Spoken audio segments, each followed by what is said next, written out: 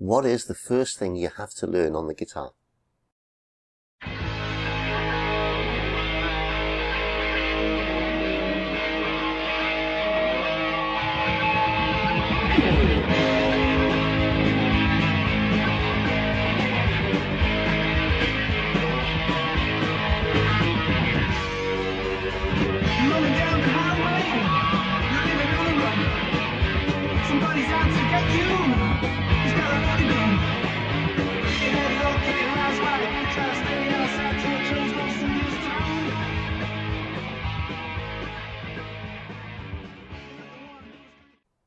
The first thing you have to learn is how to use it.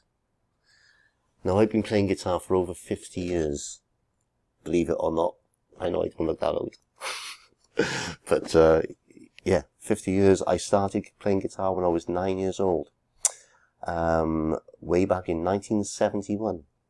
Back in the day when we had no computers, no YouTube, nothing. Alright? No mobiles. They didn't exist. Right? I learned out of a book that had picture chords in it, with descriptions on how to do this and that and the other, and you know, that's how I taught myself. I didn't have a single guitar lesson from anybody. And you know, I played all my life, and I've been in the bands, and I've had the hair down to here, and we've done the gigging, we've done studio recordings, and you know, so I've been around a little bit, and anyway, that's enough of me. How to use the guitar. Now, there is 2 or 3 fundamental issues that you need to be aware of to prevent you getting into any bad habits from day one. Okay? Now,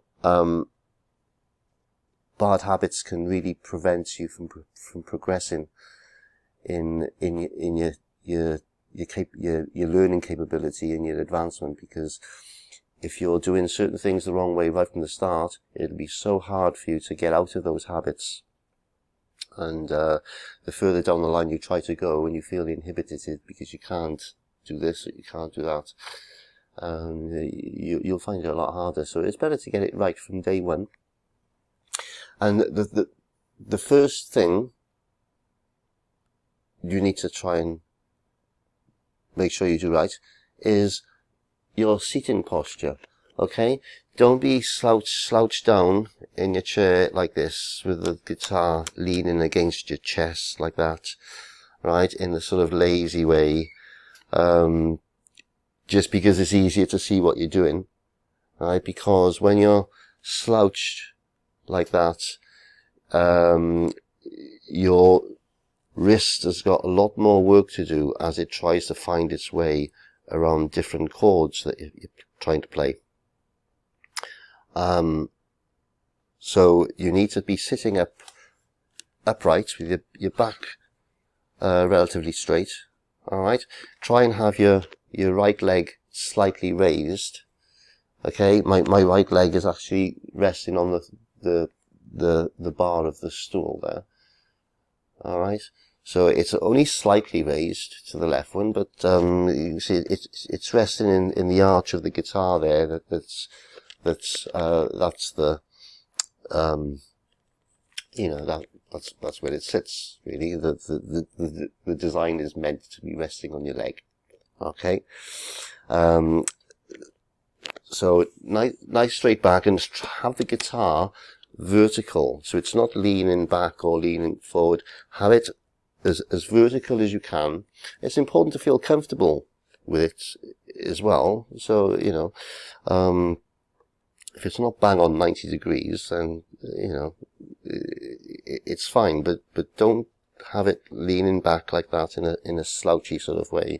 You know, sit upright, guitar nice and straight, and your elbow should rest on the top of the archway of the guitar there. Okay, now you can just let go of the neck of the guitar and it'll just balance itself. Okay, if you're holding it right. I mean, some people will play like that. Okay, you know, whichever you feel comfortable with, but either way, the guitar needs to be sort of vertically upright. Now the next thing is how you hold the pick. Okay, this is the pick, plectrum, and you can see the shape of it. It's like a little triangular shape, and what you do is you bend your index finger slightly and place the pick just where your first knuckle is, there, like that, and then you place your thumb over it, so you've got the pointy end showing. Don't know if you can see that. Okay, so when you strum, you don't strum with that long round edge there. You use the point of the pick. All right. If I was to strum using that, you'll get like a scraping sound. See, it's not. But if you use the pointy bit. Okay, so that's how to hold your pick. Simple little thing, but you know, if you're holding it the wrong way, then you know it's gonna have an effect on how you're playing stuff. Now the next thing we're going to go through is the strings. Now this is always a little bit confusing for beginners because we tend to look at the strings backwards. Now let me explain. You've got 6 strings, okay? Now the thickest string, which is on the top of the guitar there, and the thinnest string is on the bottom. Yeah. Now this thickest string is the 6th string, and that's E. Okay. The 5th string, that's the next one down, is the A. Then you've got the 4th string, which is the D. Then you've got the 3rd string, which is the G. Then you've got the 2nd string, which is the B. And the 1st string, which is the top E. Okay? Now, you notice we've got 2 E's. 2 E strings. With the 6th string and the 1st string. They're both the same note, but one's higher than the other. But they're both E. Okay? Now, there's a lot of theory out there that puts many people off when they're beginning to learn guitar, right? And, you know, there's some great stuff out there, but I've seen a lot of tutors try to bombard newbies with all this theory. It's far too much theory in the early days. Very little theory you need to learn right from the start just to get you going, right? Because you just can't wait to start playing chords and start playing a song, right? So you have to learn the notes of your strings when they're played open. When I say played open, it means when you're playing them without pressing anything down. Alright? So you got E, A, D, G, B, E. Okay? Now, there's a couple of sayings that will help you remember the names of the notes. The most common one that most people use is elephants and donkeys grow big ears. Right? Elephants and donkeys grow big ears. Okay? Elephants and donkeys grow big ears. Alright? Or another one you could try to remember is Eddie ate dynamite. Goodbye, Eddie. Right? If you remember those sayings, then you'll remember the names of the strings. Alright? Now, see all these bars here? Right? All these little boxes here, these are called your frets. Okay? And this is your 1st fret, your 2nd fret, your 3rd fret, your 4th fret, your 5th fret, and so on. And you've got little markers. All guitars have these little markers here to show you where your 3rd, your 5th, your 7th, your 9th, and your 12th fret here has got the 2 dots on it. Alright. Like I said, I'll be covering the notes of the fretboard in another lesson. But for now, I want to get you to start playing something. So I want you to, on the top E string, that's the 1st string, which is at the bottom there, it's the top E. I want you to get your finger, your index finger, and I want you to go to the 5th fret, 1, 2, 3, 4, 5, and I want you to press down on just the E string, right? Just press down, and try to press just behind this bar, right? Just behind there, right? Not so much in the middle, but just behind there, and just pluck that string there. Okay. Okay. So I mean that note is A, but we're not concerned about the name of the note at the moment. Just wanted you to get a clear sounding note on by pressing down in that position. Alright. Now, if it's sounding like this, you're not pressing hard enough. Okay? You need to press down and try and get that note nice and clear. Okay? Then I want you to get your next finger, your index finger, and keep your 1st finger where it is, and get your next finger on the next fret.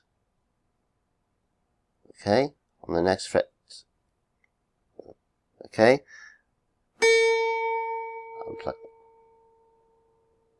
Okay? So I want you to just play those 2 notes for now.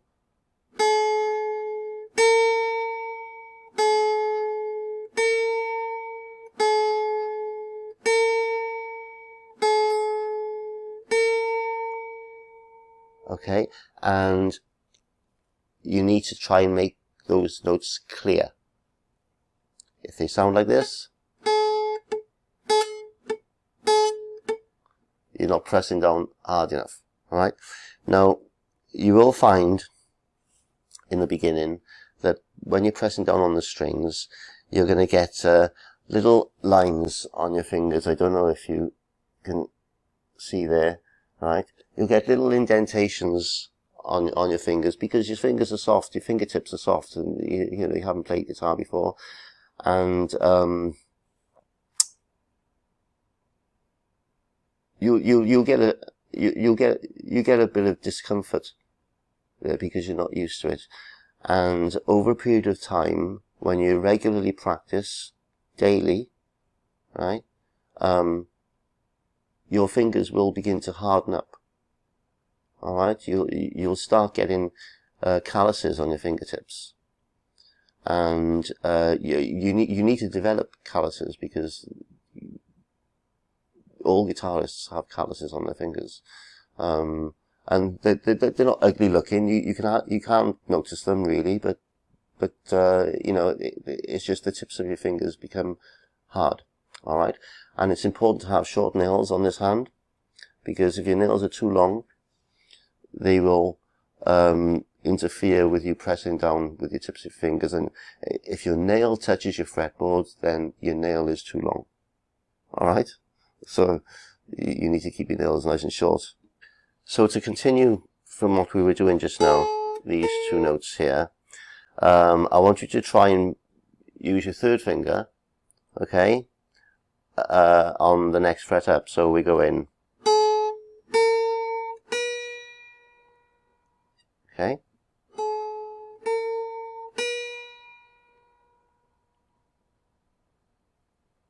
and if you want to try and use your little pinky as well on the next fret up, so you've got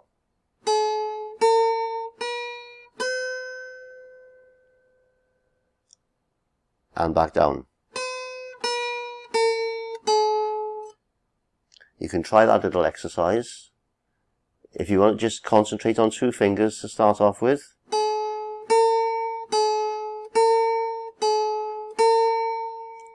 And then when you feel confident, you can use your 3rd finger.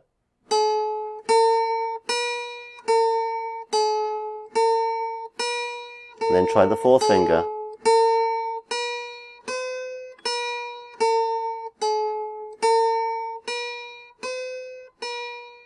Okay?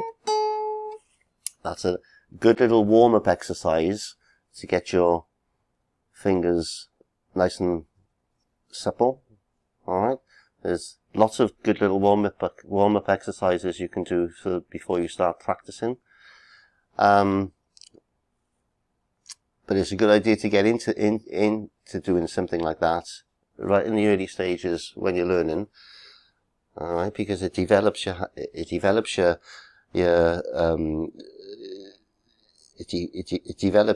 finger movements, it develops your muscle memory. We'll talk about that in later lessons. But for now, we're going to learn how to play a chord. This is what you've all been waiting for. I'll go into how to read a chord chart in a later lesson, in the next lesson. All right, because this lesson is getting on a bit now. So we're going to learn the chord of E minor, a nice easy chord to learn. E minor sounds like this. All right. The difference between a minor chord and a major chord, if I did E major, and this is minor, you see how minor has got that sort of more sad feel to it. Whereas a major, it's a happy chord, right? But we can do E minor. So, we're only using 2 fingers. Now I want you to place your first finger, your index finger, on the 5th string, which is the A string, on the 2nd fret. Okay? I think you can see that. And your next finger, your middle finger, on the next string, which is the 4th string, which is your D string, on the 2nd fret as well. So they're both together. They're both together there in the 2nd fret.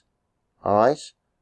On the 5th string and the 4th string, which is your A string and your D string. Alright? Now, because your middle finger is where it is, it's just behind the bar of the fret, then your first finger has to go in the middle of the fret. You'll never get them in line right behind the bar there. So, some people like to use the other 2 fingers, your middle finger and your ring finger, to play the chord. Whichever you find easier. Alright? You can use those 2 fingers, or you can use those 2 fingers. Makes no difference, as long as the chord sounds fine. You know, whichever you're more comfortable with. Right? Now, but the thing to watch, right, is getting the chord to sound clean. Nice clear notes.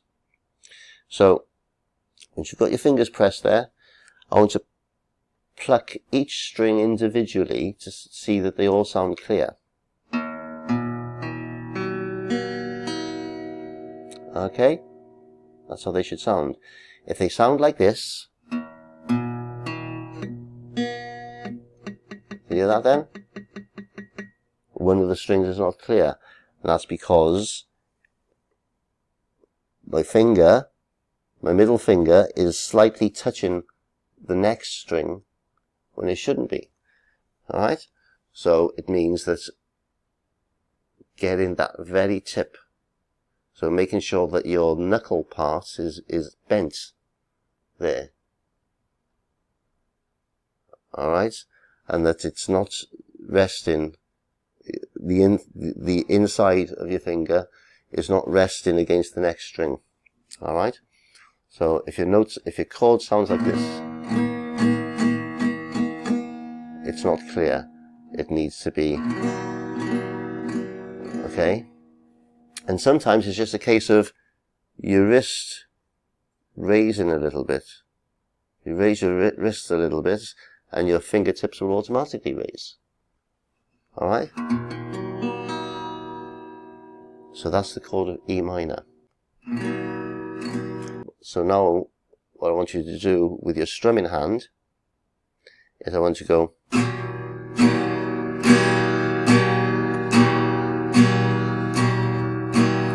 one, two, three, four. 1, 2, 3, 4. Okay? Now, strumming, again, we'll go into strumming in the next lesson when we introduce another chord, right? But there are many different strumming patterns that will show you how to read the strumming patterns on paper, right?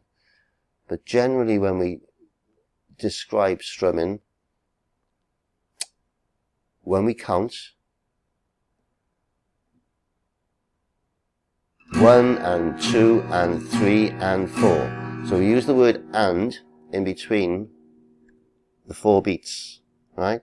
1 and 2 and 3 and 4. And when we say and, it normally applies to an upstroke. And an upstroke is normally just a flick of the strings. It doesn't necessarily mean all the strings. It'd just be a flick up, a soft flick, right? So if I was to go 1 and 2 and 3 and 4 and 1 and 2 and 3 and 4 and 1 and 2 and 3 and 4 and 1 and 2 and 3 and 4. Okay? And the other way that we explain strumming is down, up, down, up, down, up, down, up, down, up, down, up, down, up, down, up. Okay? So for future lessons and for reference, strumming is down, up, depending on the rhythm and the beat and the bars of the song, right? All different types of strumming techniques and methods. But that's the basic technique of strumming. Alright? And when you strum, it's important to have a flexible wrist so that you're not strumming, so you're not stiff and making your whole arm like that. It's important to have your wrist flexible. And my elbow is moving, but it's not sort of stiff like that. Yeah?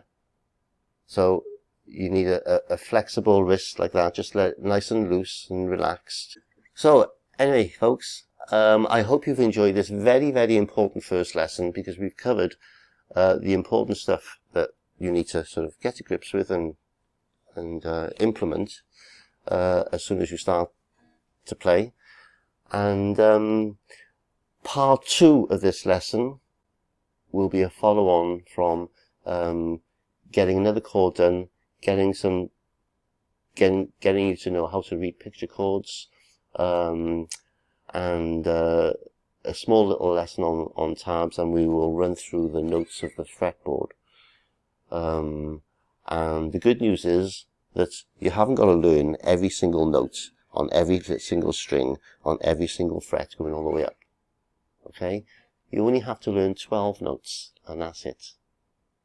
Alright? Nice and easy. So I really look forward to seeing you in what will be the first lesson in the group of videos that you'll see on the channel. But I decided to use this video as the introduction to my channel video, because it is the first thing that you have to learn when you play guitar. Okay? And we'll take everything from here on, and we'll have a nice structured learning path for you to follow. And very, very soon you'll be playing one of your favorite songs. Alright? So, just one last little tip. Leave your guitar on a stand or in your room somewhere visible. Don't keep it away in its case.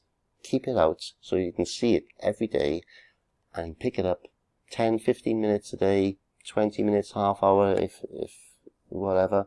Alright? And just mess around with it. Have a bit of fun. Mess around. Explore the guitar and practice those couple of things we've learned today. Alright? If you'd like this video, hit that like and subscribe button, and hope to see you again next time. Take care for now. All the best.